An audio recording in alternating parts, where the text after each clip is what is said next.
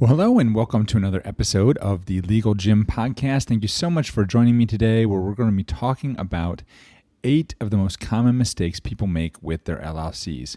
Now, for the show notes for today's episode, which will include all of the links and resources for everything that I'm going to be discussing today, make sure you just head on over to hawthornelaw.net/LLC-mistakes. One more time, that's hawthornelaw.net/LLC-mistakes. All right, now let's go ahead and dive on in. Most people get started in business thinking that setting up an LLC, also known as a limited liability company, is the most important thing that they should be doing right from the very beginning. But unfortunately, I see people make way too many mistakes when it comes to setting up and running their LLC properly.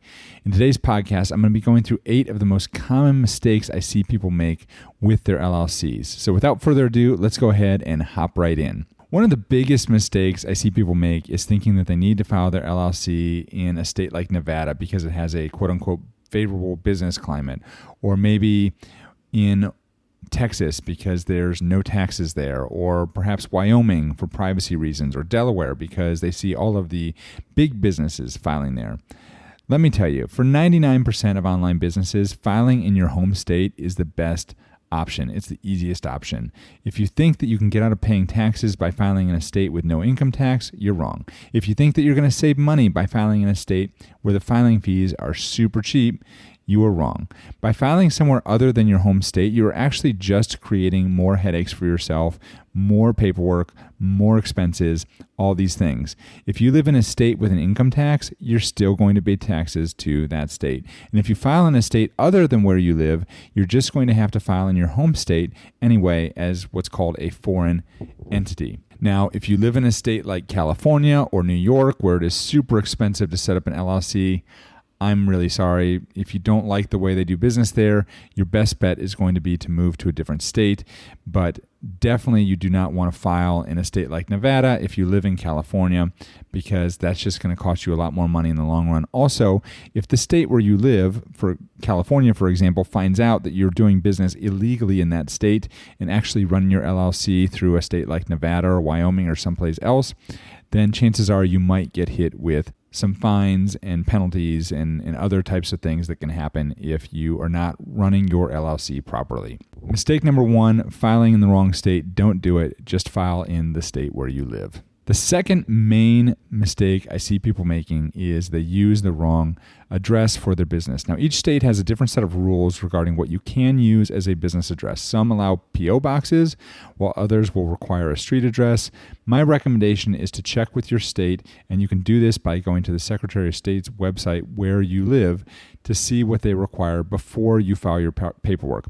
Oftentimes, a state will have instructions that go along with the paperwork that will tell you exactly what you need to know so that you fill out that paperwork correctly. And so check with your state to see if they have that. Now, if you're concerned about privacy, then I want you to consider using a virtual address for your business address.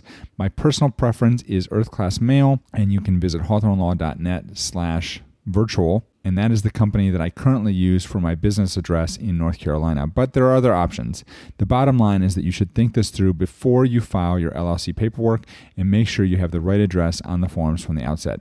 Now, I will tell you that that link I just gave you to Earth Class Mail is actually an affiliate link. If you do use that link to purchase a virtual mail address through Earth Class Mail, I will receive a small kickback, but it's not going to cost you anything more. It's just going to support the channel and support this podcast. The third main mistake I see people make is not using a registered agent. Now, if you ask 10 different lawyers whether or not you need a registered agent for your business, you're probably going to get 10 different answers. But here's my take on it. Every state requires a registered agent. This could also be called a registered address or a registered office for your limited liability company. This is a physical office address that is available to accept legal documents, notices, and other such things related to your LLC. And while you can use your home address, I do not personally recommend it. Your registered agent address must have someone available during normal business hours, Monday through Friday, to accept service of any legal documents related to your business. So your best bet here is going to be to use what I call a corporate registered agent. This will typically run you between $100 to $200 a year. Oftentimes the first year might be free and is a small price to pay for your peace of mind. My preferred vendor is InkFile, and if you click the link at hawthornelaw.net/incorporate, they've got a link to sign up for their registered agent service that is in fact free for the first year. And again, that is an affiliate relationship I have. So again, I will get a small commission if you do use that link. The fourth mistake I see people make is messing up their S-Corp election. Now, I think it's important that people understand right off the bat that an S-Corp is not actually a corporation. It is what's called a tax election. So I see two major mistakes when it comes to making this tax election. The first mistake is filing your S-Corp election before it makes financial sense for you to do so. And the second mistake is not filing in time to take advantage of this special tax election before the end of the year. So let's go through those one at a time. Now, generally speaking, if you think your business will earn at least $25,000 to $50,000 in net profit during the calendar year, then an S-Corp election might make financial sense for you. But if you're not earning at least that much, then the costs associated with setting up your S-Corp will start to eat into your tax savings. So for those of you who are thinking they need to run out and file that S-Corp, if your business is not profitable yet and you don't think that you're going to be earning at least $25,000 to $50,000 in net profit for the calendar year, then I would say that an S-Corp election would be a premature option that's going to cost you more money than it's worth. Now, if you have questions about this, my recommendation is to speak with your tax professional to determine whether or not an S-Corp election is appropriate in your personal situation. The second major mistake I see with regards to an S-Corp election is that people wait too long in the year to file. Now, legally speaking, you have 75 days from the date that you actually form your LLC or the beginning of the calendar year to make that S-Corp election and have it be effective as of that year. So right now, as I'm recording this, it is the middle of April in 2023. The deadline for filing your S-Corp election for 2023 has already passed, unless you have yet to file your LLC or you filed your LLC less than 75 days ago. What I see people do is there is a process in place where you can elect that S-Corp status late, and there's a late filing process that the IRS will allow you to follow. However, people wait until like the day before the end of the year to do that. And the problem with that is as soon as you make that S-Corp election, number one, you have to receive confirmation back from the IRS that they've actually accepted your S-Corp election. And number two, you have to pay yourself a reasonable salary. So if you wait too long into the year to do that, then you're not going to give the IRS enough time to respond to let you know whether they've accepted your S-Corp election. And number two, you may not have enough time to actually pay yourself that reasonable salary, which could get you in trouble with the IRS also. So you want to make sure that you don't wait too late into the year. I would say the latest that you should really file an S-Corp election is going to be somewhere around September or October range. Anything later than that, and you're really pushing it in terms of getting that done in a timely fashion. Again, I would talk to a tax professional to see if there's a way that they can get that done quicker, or maybe they have a way to electronically file it. I'm not sure how it works, but I would talk with somebody who handles these matters all the time to make sure you do this correctly. The fifth mistake I see people making is filing and forgetting. What does this mean? Now, it still baffles my mind how many people file their articles of organization for their LLC. They get the filed documents back from the state. They put them in a drawer. They put them in a binder. Maybe they save them somewhere on their hard drive, and they think that was all they needed to do. That was all that's sufficient to set up their business. They kind of wipe their hands and say, "Good, got that LLC filed. I'm all set." But there are so many other aspects of properly setting up and running an LLC. Some of the things that you need to do include obtaining an EIN number, obtaining a bank account for your business, and following the proper corporate formalities, doing other things that I'm going to list in the show notes for today's episode. There's so many things that you need to do to make sure your LLC is set up the right way. And if you want a full list of everything that you need to do to keep your LLC above board, you're going to want to go ahead and download my business building checklist. And you can go to hawthornelaw.net/ultimate to get a copy of that. And that's a 3 or 4 page document that's going to give you a list of everything you need to do to make sure your LLC is set up the right way. So don't file your LLC and forget it. There's actually things you need to do to make sure it remains in good standing and you're operating it properly after you file that LLC. The 6th mistake that I see people make is not using an operating agreement. Now, if you don't have a proper operating agreement in place, then your LLC is going to be governed by the model statute in your state. And do you know what that model statute says? I'm guessing that you probably don't. Well, you know what's easier to follow? A simple operating agreement that governs how your LLC will be run. If there's a conflict between your state statute and the agreement is going to govern how things are handled with your LLC. If you don't have an operating agreement, again, I've got you covered. I'll include a link in the show notes to a lawyer-drafted template that will set you straight from my legal template store. Check that out. You'll be good to go. The 7th mistake I see people make is not properly executing their contracts. Now, once you start an LLC, chances are you're going to be entering into some contracts. Those might be employment contracts with people you hire, independent contractor agreements with contractors you hire, agreements for the sale of your services or products, or even vendor contracts.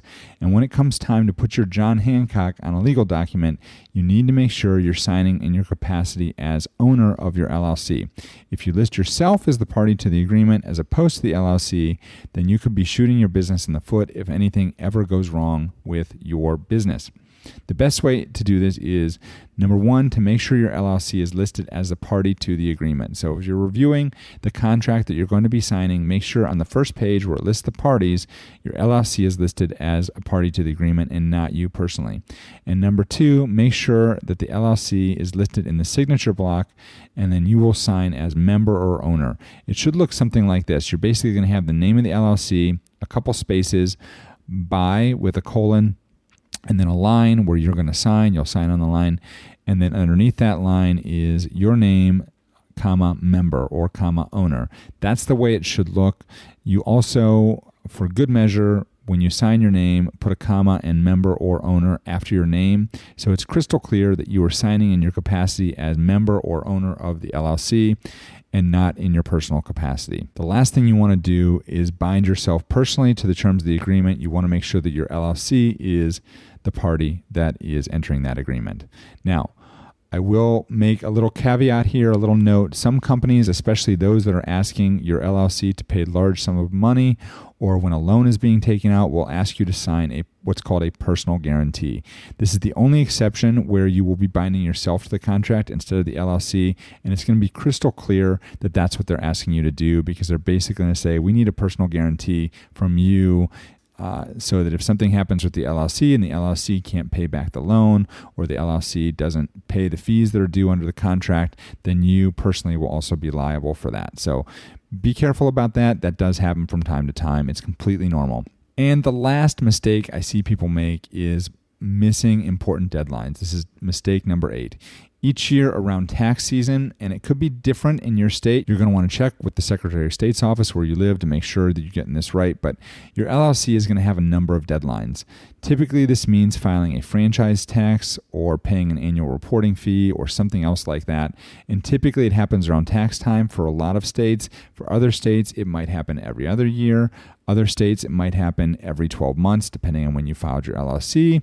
So it just really depends on the state where you live and where you're setting up your LLC. Do not miss these deadlines. Doing so could cost you fees and penalties, not to mention could cause your LLC to lose its standing with the Secretary of State and cause the Secretary of State to make an administrative dissolution of your LLC. And that's a situation you definitely do not want to be in, especially if you're still in business. So make sure you understand when your annual reports and fees are due for your state. If you aren't sure, I have a course that teaches you everything you need to know to set up your LLC properly. And in that course is a spreadsheet containing the deadlines and fees for all 50 states, as well as the District of Columbia. I'll include a link in the show notes page to that. So setting up an LLC is not easy, but it doesn't have to be difficult. With some simple planning on your part and a little attention to detail, you shouldn't have any legal problems making sure your business is operating safe and legally. So let's go through those 8 mistakes one more time. Number 1 is filing in the wrong state. Number 2 is using the wrong address for your business. Number 3 is not using a registered agent for your LLC. Number 4 is messing up your S-Corp election. Number 5 is filing and forgetting. Number 6 is not using an operating agreement. Number 7 is not properly executing your contracts. And number 8 is missing important deadlines for your LLC. All right, all you Legal Gym listeners, now that you know more about how to set up an LLC the right way, you are ready to implement. Because if there's one thing we love to do over here at the Legal Gym, it's to take massive action. So if you haven't already, make sure you check out the show notes page for today's episode. There are a ton of resources and links and everything that I included in today's episode. And you can get a rundown of all those links and resources by visiting hawthornelaw.net/LLC-mistakes. That's going to be the home base for all of your legal and business tools and resources to help you start, build, and of course, legally protect your online business. Thank you so much for listening today. I look forward to talking with you in the next episode.